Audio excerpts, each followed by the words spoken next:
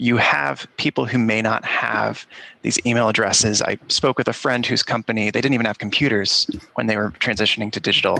You need to make sure that all those individuals have space to maybe work a little slowly for those first few months, maybe have really intentional training courses with others in your organization.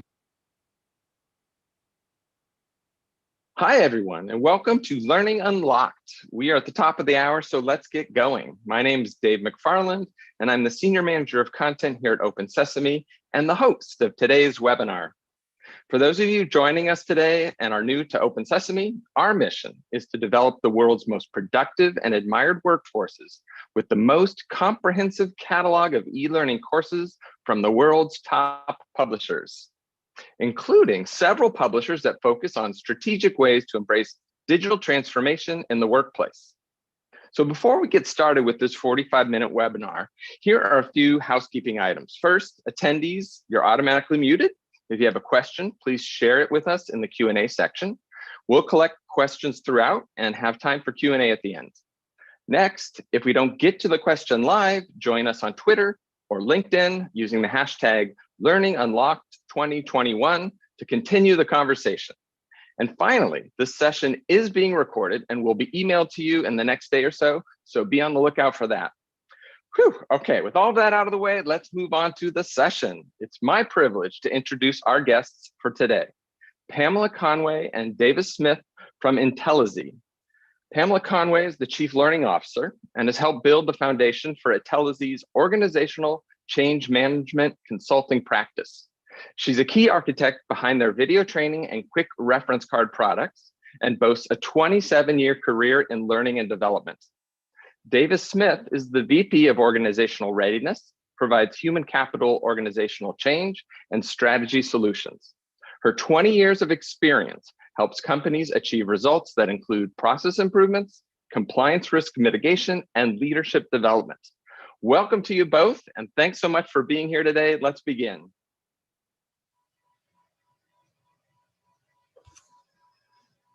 Good morning, everybody. Welcome.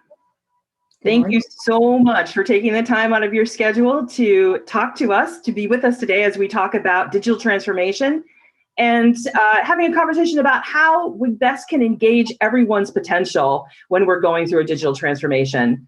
I'm Pam Conway. I'm the Chief Learning Officer of Intellizy, and I'm here with my fabulous colleague, Davis Smith, who is our VP of Organizational Readiness. And as we get started, what I'd like to do is just take a look at the main discussion points we're going to go through this morning. So first, we're going to take a look at what does digital transformation exactly mean? So before we can really break something apart, we have to make sure we're working with the same definition of what it is. Next, we'll take a look at the reasons why and how transformation isn't guaranteed.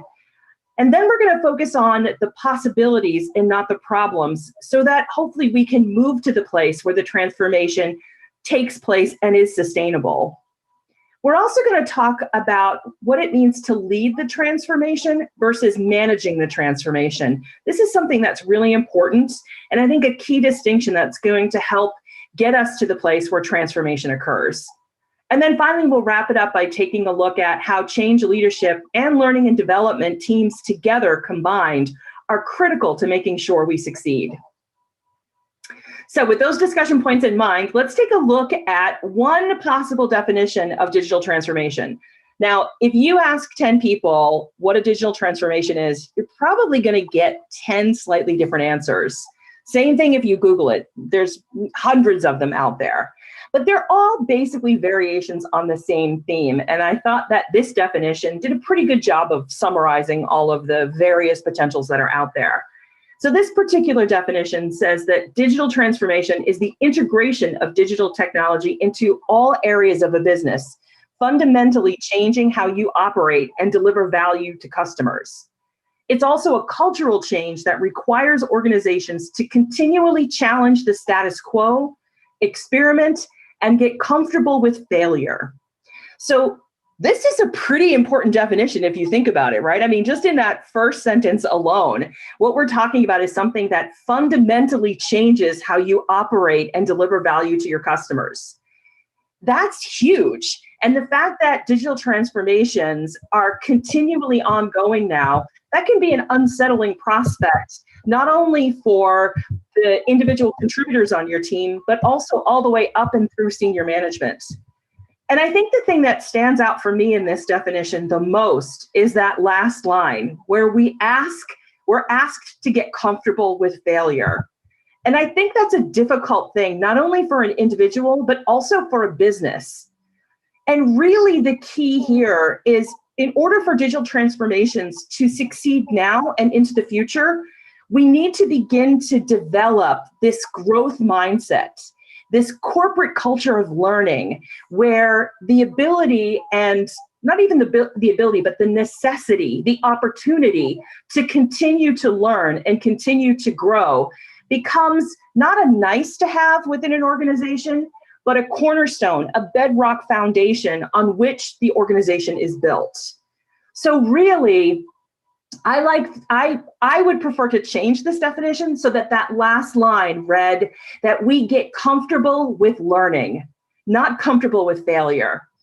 So I think that would be a key tweak that I would make to this particular definition. And that really right there, by swapping that one word out, puts us on the path towards developing that good, strong growth mindset within ourselves and within our organizations.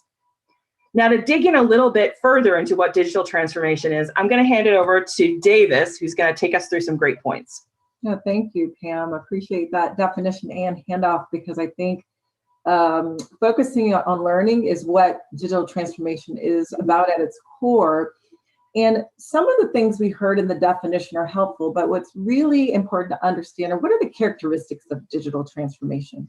Because I'm sure everybody's heard that catchphrase, and you know it when you see it by some of these traits. So what it is, it's more than just a system refresh. It's bigger than a technology and simply a technology change. It's continuous. So if you're in a transformation and you don't necessarily have clarity in terms of everybody it's going to affect and when, and it feels like it may be coming at you again and again through some minor tweaks, that's a good sign that you're involved in a digital transformation. Because of the continuous nature of it, and because of the sometimes hard to understand where you are in the process of transformation, it can be quite tiring to your organization. You'll hear this thing called change fatigue, and that's definitely something that folks experience in a digital transformation. And there is a challenge when it comes to reinforcing and sustaining the change. In fact, there is some debate as to whether sustaining the change is what you really want. You might want, as an organization, to build this change capacity. And so you have the ability to weather and excel through incremental changes along the way. And so at the core of digital transformation, it almost could be considered a misnomer because it's really about the people. So it could be referred to as a people transformation, because often that impact of that transformation is that your folks are often left wondering what they have experienced and if there's more to come. And so the core of that is that the change itself, the transformation itself, is not guaranteed. So why isn't it guaranteed? Well, when we say change is not guaranteed, we're going to get really precise here, because the change is continuous, right? So the change is always happening, but the actual transformation that you as the business or you as the leader wanted to occur is not promised. And so because of that, there are certain things that we'll talk you through that might help you in that process, honing in on the change that you want and achieving that change. It's disruptive, and we've all just experienced, I feel like this COVID pandemic is a good opportunity to frame digital transformation, because we all became a distributed virtual workforce. And I can tell you that right before 2019, I had clients in constantly were trying to experiment. So they were in Silicon Valley or in California. They said, Davis, I have people everywhere, but it's only maybe like 30% of my business, but I want to do a virtual HR. And there were a lot of barriers before the COVID pandemic. And just to frame that, what changed was everybody was in it together, right? So this speaks to the resistance and the impact piece, right? It was affecting your customer, supplier, all of us were in there. Laws changed.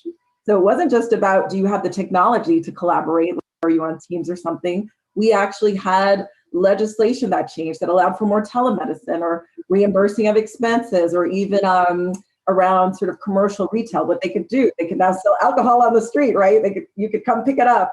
So that was a huge change. And so this speaks to this cultural change and all of these surrounding things that are occurring in digital transformations that aren't even as impactful as we view the pandemic that we just experienced. And so what does it really take to get through something like this with success and to hone in on that? I think we have to really focus on what is possible and not the problems. So when we look at other types of changes, one of the fundamentals of organizational change management is to constantly communicate and explain the what's in it for me. They even call it with them. And the focus of the what's in it for me is to speak to the benefits along the way to not just maybe your IT folks that are working with technology, not just your customers, but the end users, to your internal business unit. It's this idea that everyone needs to be aware of the change, even if they're only incrementally directly involved in it.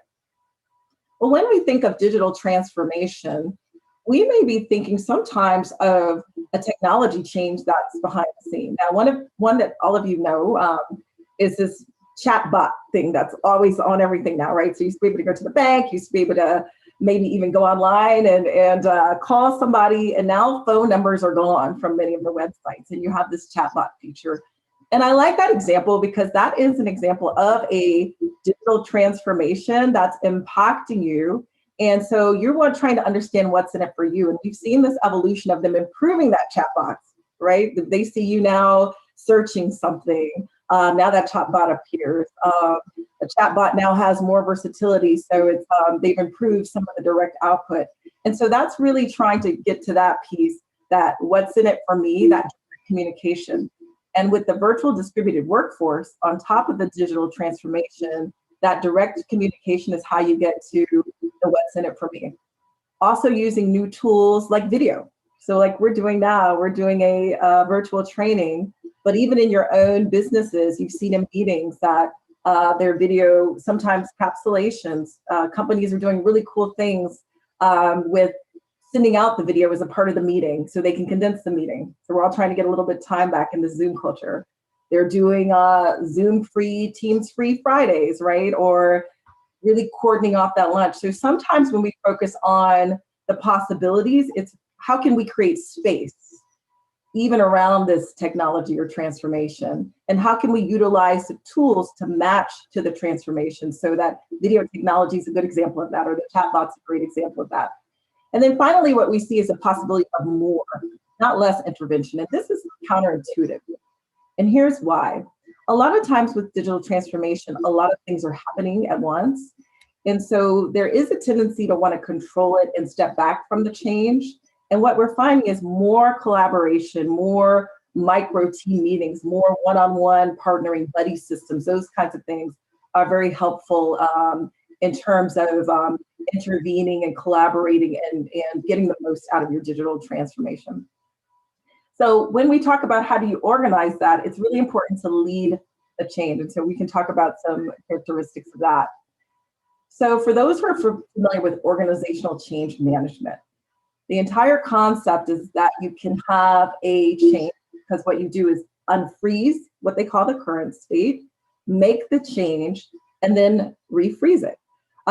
With digital transformation, change is happening much more rapidly than that. And so there's a question as to whether that old model works.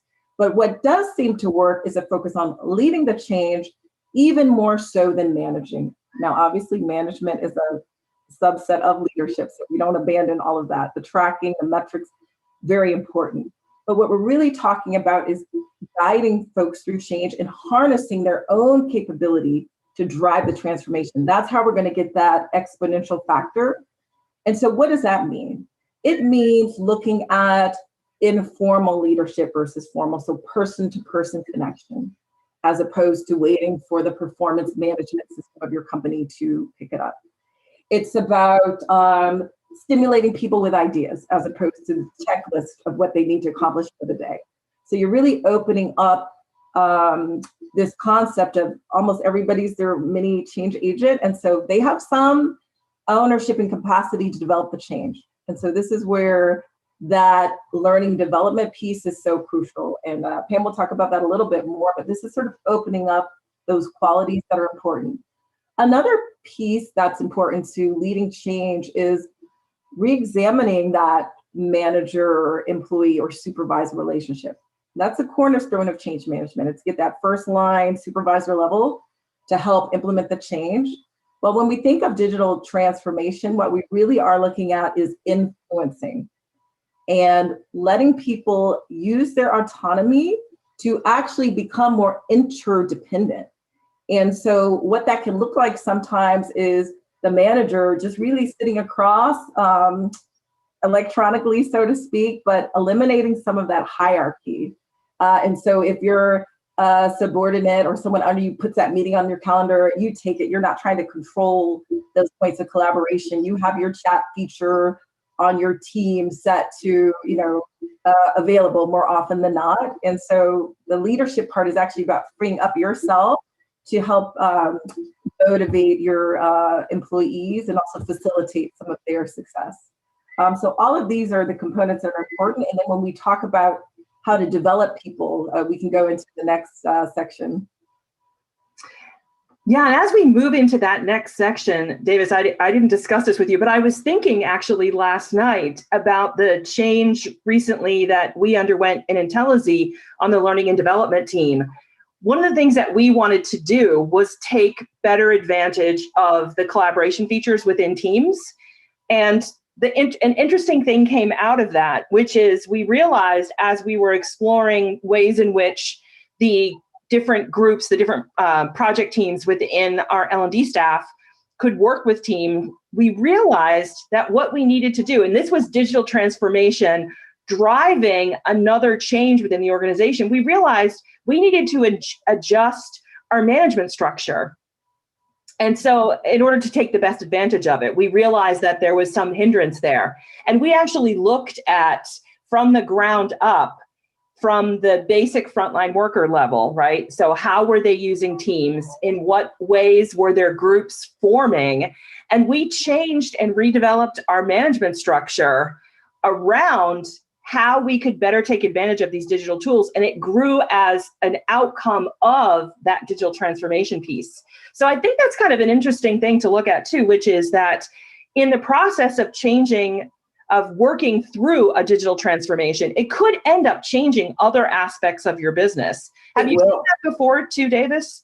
Yeah, that's absolutely it. I mean, Pam, and that's a great example because what we saw as an outgrowth of that are we've had new client industries develop, right? Because now these managers have more ownership and they're collaborating with their teams. We've also seen some of your team engage more with our team at OCM just because of that sort of network model, which is different than the hierarchical piece. So to your point, Pam, not only can it absolutely will change the way that your folks lead if you're going to be successful and clarify that change outcome.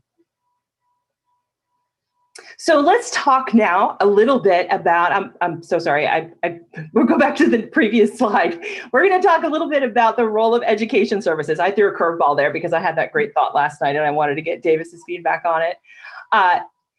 The role of education services is really pivotal. Now, I've spent my entire career in learning and development, and it's been a long one.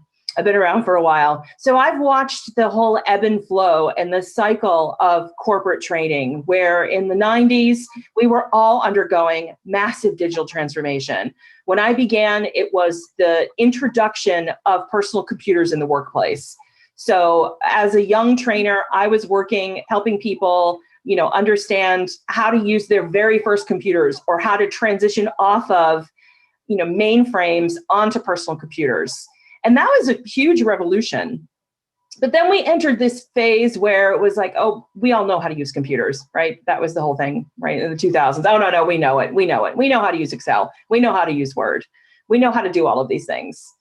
And now we've come back around to this place where these tools that are fundamental to the way we now work are constantly evolving. I mean, literally from one day to the next. Sometimes I go into Teams and there's a whole new tool, or they've moved buttons around on me.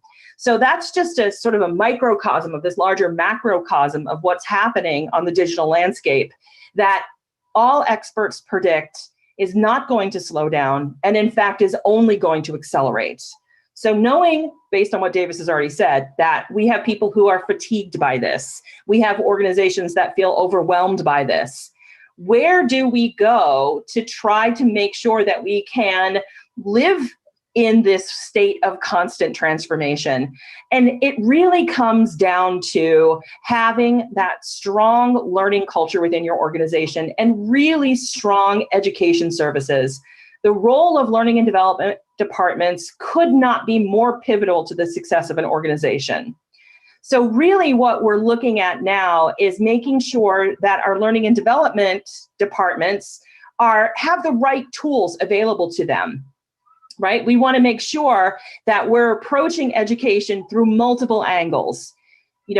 Instructor-led training is still going to be hugely important based on the type of learning event that's going on.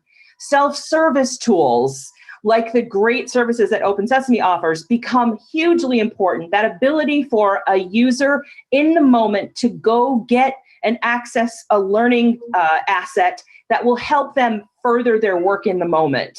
Hugely important. The ability for management to track those skills through a learning management system of some kind, so that I can, as I'm staffing a new project, at my fingertips be able to see who has the most current skill set to be able to facilitate this project. That becomes more important than ever before. The ability to access and work with micro-learning assets, the kind of asset that somebody could pick up something in 60 seconds, right? 90 seconds, just exactly what they need so that they can keep moving on. And I actually worked with a client where we developed some really fun learning assets where we created a series of quizzes that were distributed over a period of time that asked questions about the digital transformation that they then answered. If they answered correctly, they scored points. You would get points for the number of consecutive days that you answered a question. These were all tallied. It became part of this fun corporate culture of people answering these quiz questions. And we sort of hid the learning. I mean, they were learning through answering these questions, but it became a fun event. And again, driving that learning mindset and that learning culture. And the key thing here that I want to focus on is we need to move beyond just training, right? And using that word training. Training is an event. Learning is a process, a lifelong process. And your corporate culture needs to take that into account. You're not going to send somebody to a training and they're going to have absorbed everything they need and now they've got the digital transformation down and you're good to go. It is a continual process. And that's something that is, for those of you on the call who are learning and development specialists and work in that field, I think you probably are, I had to guess, you're probably all nodding your heads with me, that it has to be more than an event.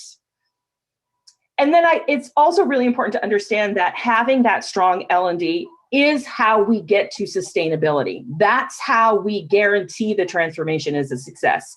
When we have strong partnership with learning and development, that we have strong change management so that as the change team comes through, is uncovering everything that they do, they're feeding it into learning and development so that we're building the richest type of learning assets possible to help those frontline workers moving forward. And this last point, I think, kind of encapsulated, sort of draws us back to the original definition that I quoted, which is we really need to develop these corporate cultures that believe employee development is a requirement and not a nice to have. It's not one of the benefits like, free snacks in the break room, right? That's not what we're talking about. Strong employee development is what is going to make sure that companies succeed, not just in digital transformations, but overall, because of the speed at which change is occurring and will continue to occur. So the goal is to begin to develop a corporate culture that has a growth mindset from the top down, right? So a company can have a mindset, but so can individuals. So we need to cultivate that in the individual staff, but we need to cultivate it at the highest level as well. That mindset that moves away from fear of failure into viewing failures as learning opportunities. And I think that that reminds me of the quote from Thomas Edison, and I don't know if it's apocryphal or true, but he said that he didn't fail 10,000 times in trying to invent the light bulb. He learned 10,000 ways that it doesn't work to build a light bulb, right? That's what he learned. And I think that's so important to think about, right? That you learn the most out of your failures. And so reframing that a failure as a learning opportunity.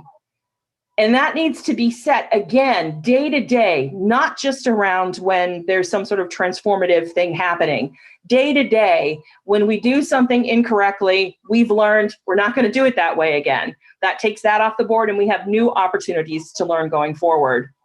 And just in wrapping up this thought, in the example I gave of the recent change within my department, we have been in our new model for 90 days. And we're now doing a lessons learned. So we're pulling together the managers and key people who've been really enthusiastic about the change we've put in place. And we're going to take a look at, okay, we're 90 days in. What's working well that we want to keep? What's working not so well that we need to adjust? And what's, kind of middle of the road we want to keep our eyes on? So that is an example, just in this particular change that we're going through, of how we're trying to apply ourselves these things that we're talking about, so that we can look at the new model and not say, where did we fail? It's where are our next learning opportunities? Where are our next growth opportunities? What do we next need to tackle? And it's really been hugely positive across the staff. They feel like they're part of the process, right? They're building out their own management structure. So the buy-in has been huge. And it's just, for me, been a great example of how drinking the Kool-Aid that we're mixing is proving to be a success in this one small area. But again, it comes back to that view of the fact that change, while it is disruptive, it's an opportunity to learn and get better at everything that we do. And on that note, we would absolutely love to hear from all of you and answer any questions you may have, or if you just want to chime in and agree with us on anything, we'd love to hear that as well. That's excellent. Thanks, Pam. Thanks, Davis. We are getting some questions in from people who've joined us today on the webinar, but I have a few that I wanted to throw out there for you because I found this very interesting and super relevant to even my work life. I feel like I'm always under constant transformation and trying to evolve a team to do things with different processes and different technologies. So you talked about digital transformation being digital leadership, that we need people to lead this movement. What advice do you have for learning and development folks to help train their workforce to become comfortable with and even enjoy continuous change? Because it's hard to change and there is resistance. What can L&D folks do to help make it a comfortable and enjoyable experience? So I have some thoughts on that, and Davis, feel free to chime in as well with any thoughts you may have. So I think for a lot of learning and development specialists like myself, it's actually something we've kind of been doing anyway over the course of our careers. But I think now more than ever, there are some things that are solidifying for me, at least, around how we approach this.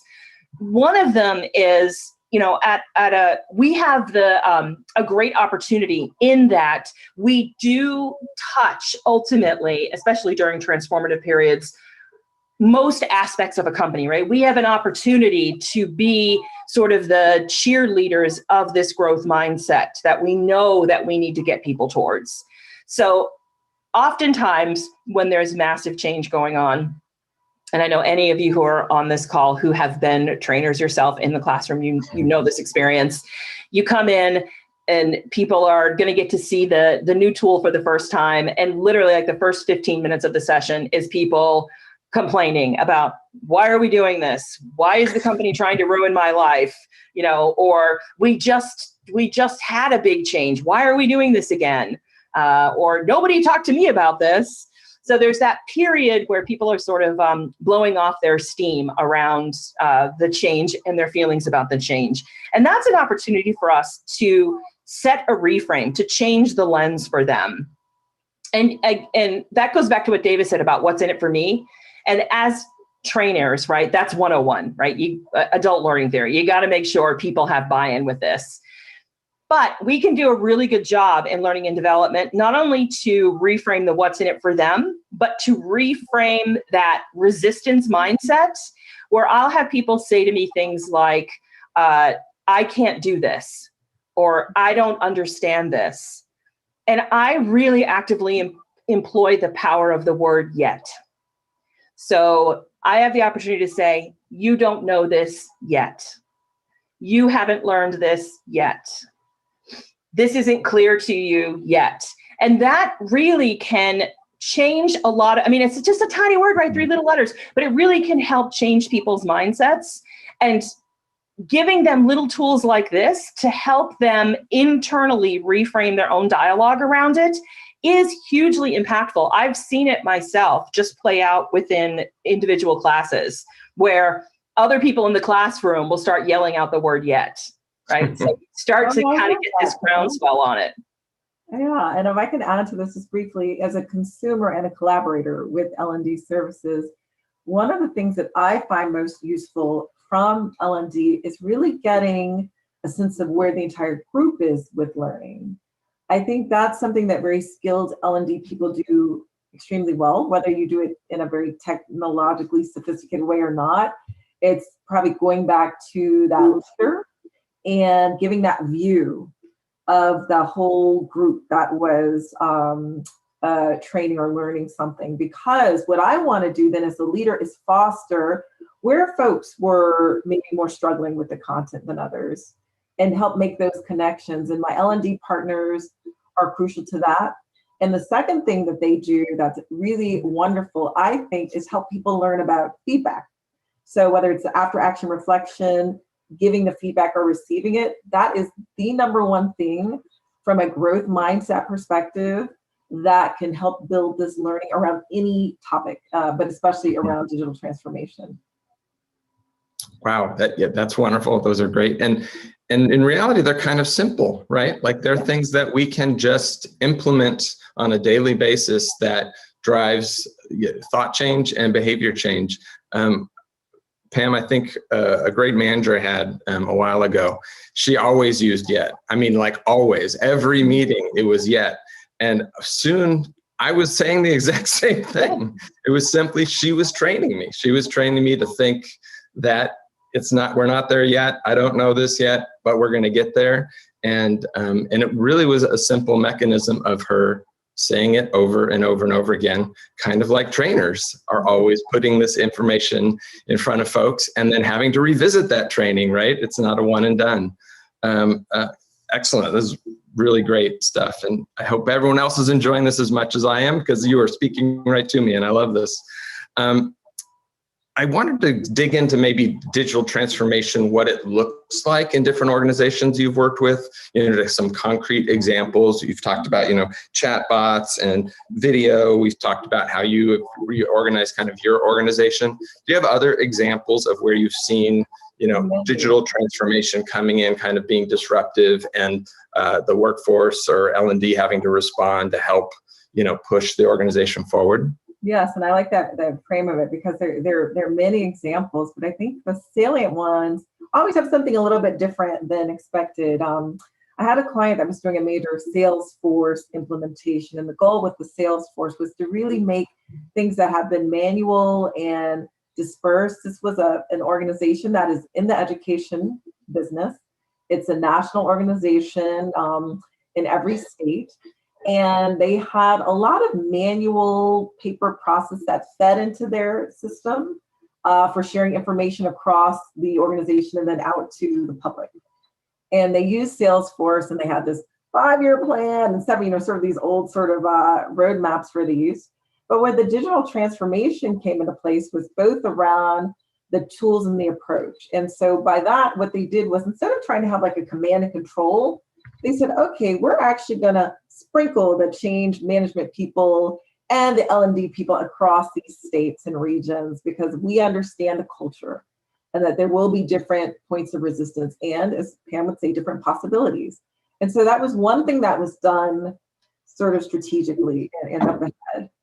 What I think is helpful from an L&D standpoint was that flexibility, because once folks were out there in these different regions and working with the people out in the field, so to speak, who are collecting this manual information, partnering with L&D earlier in the process was so helpful, because they were quick to say, hey, this is not just a resistance. This is not a simple translation from like a paper writing down of ballot information to something system-wide. This is actually a new way of learning how to understand both the purpose of the organization and the purpose of the individuals. And so what we did was we stopped right there and started to work with the leadership and assess them. And so we worked from the OCM perspective with L&D, and a lot of times these go hand in hand, right? In some companies they're together, and a lot of organizations they are. And so we did that assessment. So we would then understand what words to use, what language to use around this technology, what ways to make it important to the folks who were ultimately going to have to use it, and explain it to their customers. And that was great. One of the things I remember most was this really great grizzly old guy in Nebraska who I really liked. And I know the manager, oh, he's going to give you a hard time. Davis, you're flying in, you're going to give you a hard time. And da-da-da. I'm like, little they know I lived in the Midwest like a good part of my life. I'm like, no, I'm cool. But I really got to work with him. And I spent the first day just going out in the field with him, like just riding around. We didn't follow the change plan, which was to meet with the leaders, meet with the team, do the focus group. I was like, let me just understand you, where you're coming from. And I would say that, and then partnering with the L&D people to then say, hey, translate what I understood from him to design some of our Salesforce learning so we speak to his people, the people that he wanted up front, not the people that the national headquarters wanted up front. And then I did my part, which was to, as the leader of the OCM effort, then work with national to understand why this was an important approach, what we were doing out there, and how this was going to help and sort of quantify that. But none of this wouldn't have been possible without the L&D person and that team with me along the way. First, help identifying the learning opportunities in the field, and then translating that to, hey, how can we help institutionalize this change to these particular kinds of folks in whatever characteristics those were. So that's just an example of one that couldn't have been done otherwise, and it allowed us actually to run the changes in parallel. So we didn't actually have to step through the whole 5-year process the way they thought originally. We were able to do it regionally, and that was a really great success and a great project that took me to all corners of the US, so that was fun. That's awesome. And related to that, you were talking about sort of working with like executive teams or leadership teams. How is this message resonating with leadership, of this idea of continual training, of investing heavily in L&D, and certainly has it changed in this past year? It's interesting. Yeah. So there's a little bit before and after. I would say this is where the children shall lead them, so to speak. And I mean that in a really sort of pure way, because I think what has changed is that we think of leadership that's top down, and it's really bottom up a lot of times when we think of digital transformation. It just really is. Your leaders are typically not early adopters. If they are, it's only in theory, right? Like they think it's a great idea. It's going to drive the business value. It's going to do our numbers, and all of that's important. But then you've got, 100,000, sometimes thousands of people who are like, yeah, well, I'm not interested in using this technology, right? So I think that what is still hard for the leaders to understand, and then I'll talk about what they do understand well, but that there's still this mindset that if you build it, they will come. Like, well, we're giving them this technology, so they're going to use it, and it's going to be for the better of our company. And certainly they should know this. And if they don't, they're going to have to get on board. I've heard that more times than not. And then the other thing that is hard for leaders to really understand is that just tiny shifts and sometimes finding 1, 2, 3 of the right people can make a difference. So I find that leaders sometimes are even more impatient than the people that they're supposed to be leading, because they don't see, change is not linear, right? There's not that line. And so when you have these sort of peaks and valleys, and even in OCM, I think a lot of the models don't represent this. You know what I mean? They have the valley of despair and you're coming out of it. No, it's more like the roller coaster of, I think that is a learning opportunity for them. So I end up spending a lot of my time with the leadership, not in the traditional sense of, just get the vision and then walk through it, like all throughout the process. So it's not just leader at the beginning, then everyone else. I don't really let them off the hook. I kind of stick in there and very just short bursts. And you can do that. Your L&D leaders can do that. You can find different level of leaders if you're not really working with a C-level person. But I really think it's important to not leave them behind and not think just because they're the ones who set the vision strategy that they understand how this is going to play out. So I do a lot of care around them, and it's not this sort of white glove care. It's a little bit more giving them that feedback on how they're perceived. Little tough love. Yeah, and some of those can be challenging, but do it in a very respectful and helpful way, but with examples that are relevant to them. And they're usually very grateful, but it is a learning process for them as well. So I would say have someone in your L&D at the right level, be prepared to partner with the leaders throughout. And you can't just leave it to the project manager or whomever's driving this technology change. You have to design it, and you almost have to do it stealth. Like, you're not letting them know that you're training them. It's really like you're a learning partner, you're a source of information for them. You're letting them know how the folks are progressing, where you may see gaps, where we're going to refocus our attention. And that's been a really effective approach. Yeah. I like, just to chime in here, I love what you said at the beginning, Davis, about how the children will lead. In this particular example with this question, I think that answer is quite literal.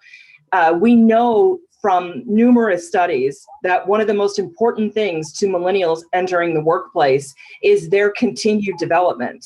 They say for a lot of them, it's more important to them than salary increases, that continual investment in them. They have their eyes on the fact that transformation is constant, better than we do, who've been in the workplace longer. So honestly, I think they're going to be the ones who are going to drive this sea change in the way that the C-suite looks at learning and development. If you have a brain drain in your company because all of these great, highly skilled young workers enter your workforce and then immediately exit because you're not continually developing them, you're going to make a change if you're at the C-suite level. So I love that you said the children will lead, because I think that's exactly what they're doing.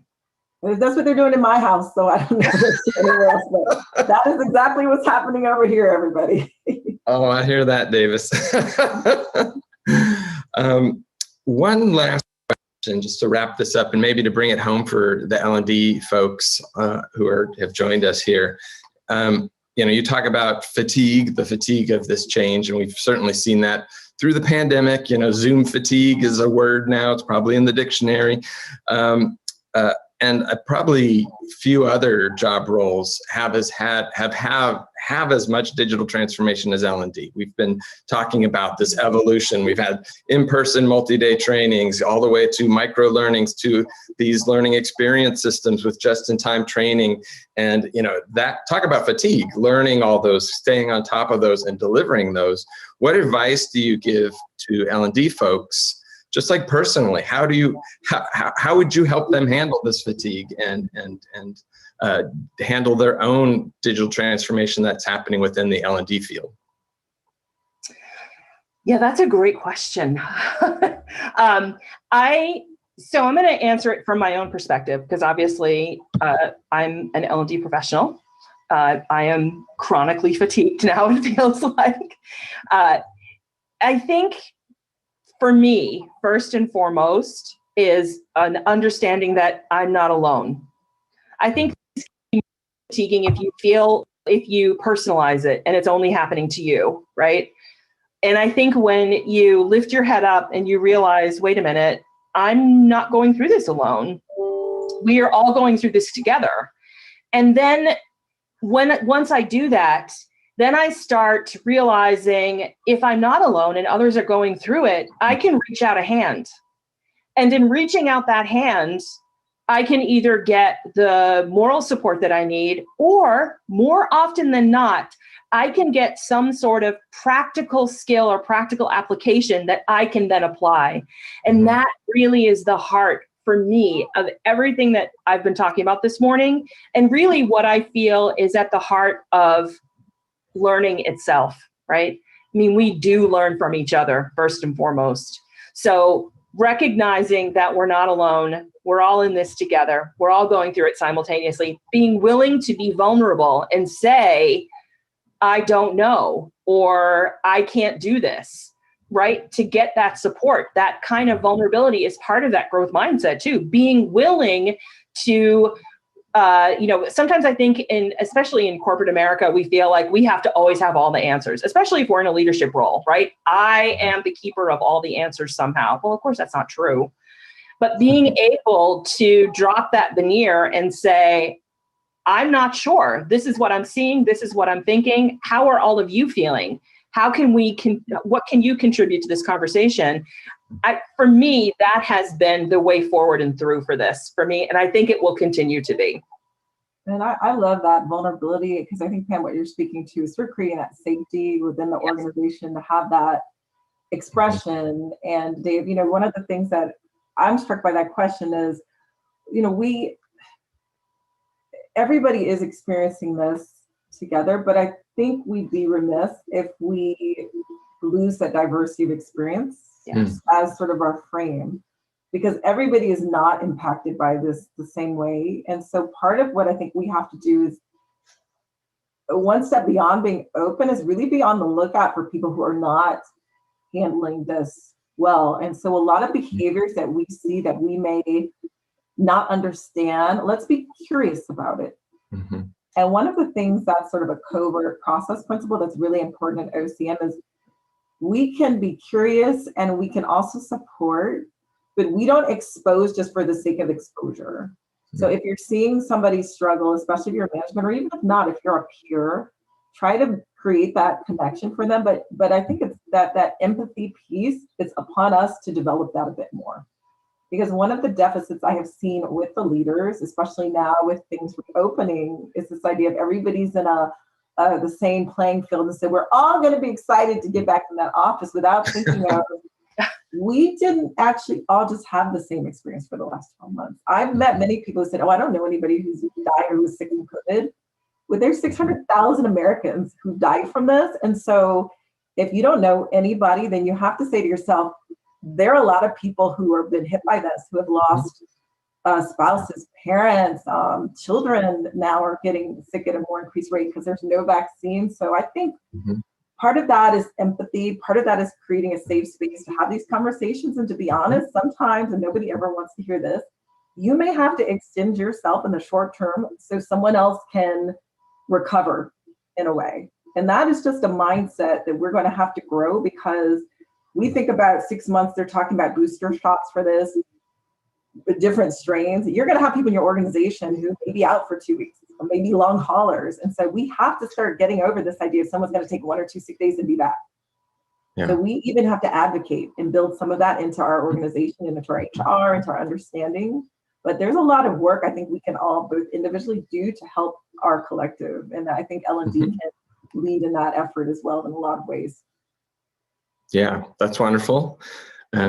And I can't think of a better way to end a webinar than let's all be empathetic. Let's, spread care and look out for each other. So I want to thank you, Davis and Pam, for joining us. It's been a real pleasure. I could keep asking you questions all day long, and we really appreciate your time and your insights.